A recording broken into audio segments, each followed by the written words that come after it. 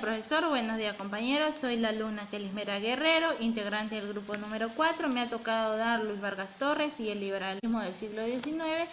El liberalismo nos dice que es un pensamiento liberal, es una doctrina filosófica, política, cuyo aspecto es fundamental en lo que es la defensa de la libertad individual.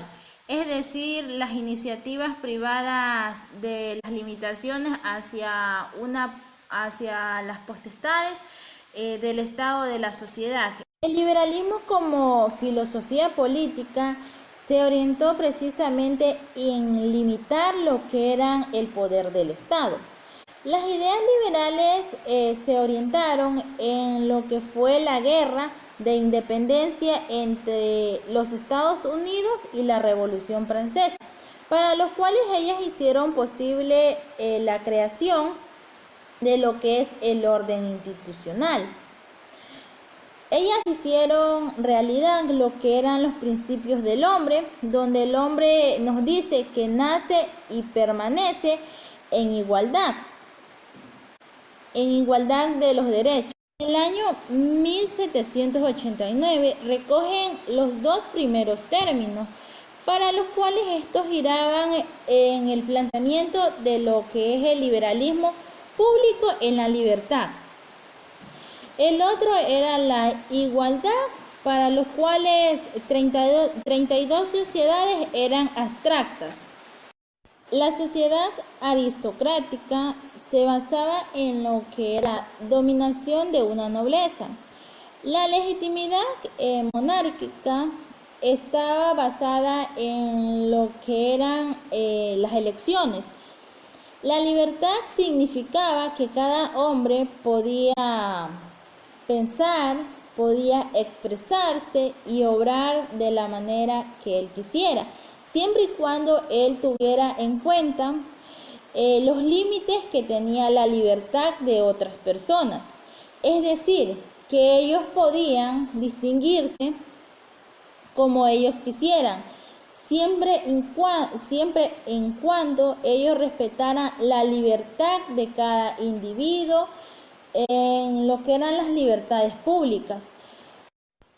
Por lo tanto, la libertad es la expresión de creencias, de reuniones, de manifestaciones.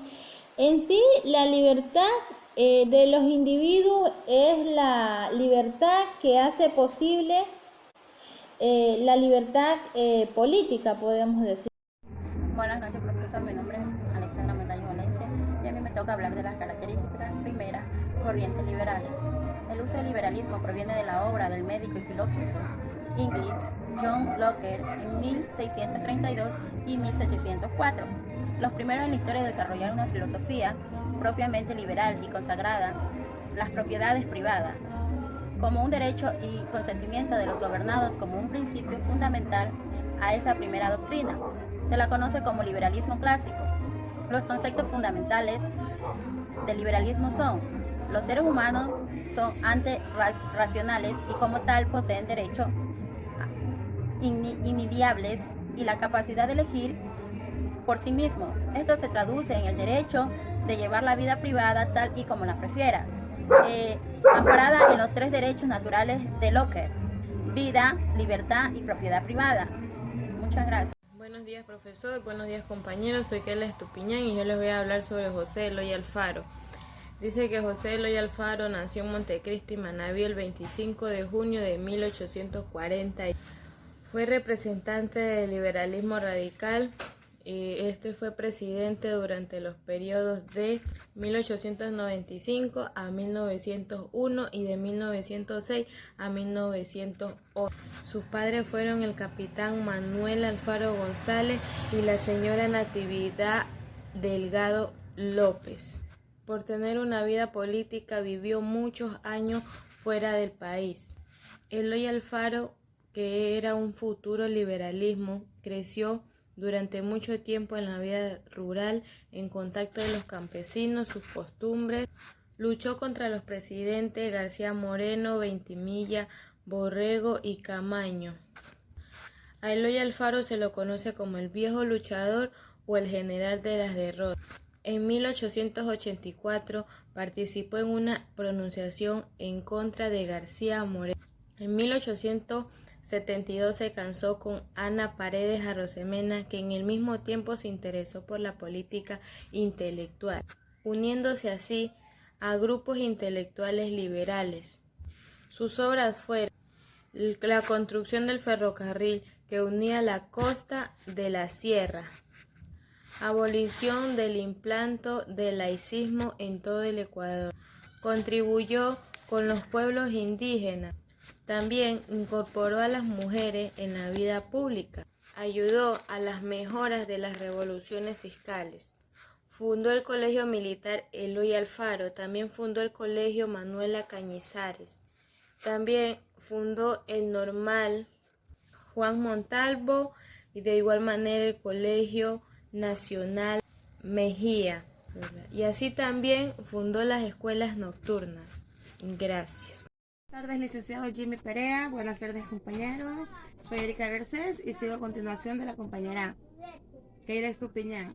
En la necesidad de un Estado confesional, la de los liberales moderados que buscaron instrumentalizar un poder de Estado limitado para facilitar el desarrollo de la burguesía en el libre mercado, la propiedad y la empresa en las sociedades de grandes propietarios, con el poder de controlar las masas campesinas como un factor de producción en Ecuador subjetivo de reflexión al ser humano como centro de acción y razón política a la transformación de una sociedad. El Estado es una expresión de soberanía popular y no del orden divino, a la educación universal y laica, un derecho